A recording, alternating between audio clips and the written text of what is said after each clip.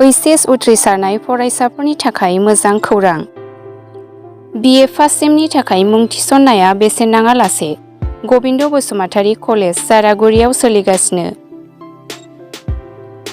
2023 निफ्राय 2024 मायथाइनि सोलोंथाइ बोसोरनि थाखाय BA सेथि खोन्दोनि मुं थिसननाया गसाइगाव महकुमानि सिङाव थानाय गबिन्द बसुमतारी कलेज जारागुरियाव बेसेन लायालासे एडमिशन जागासिनो दं।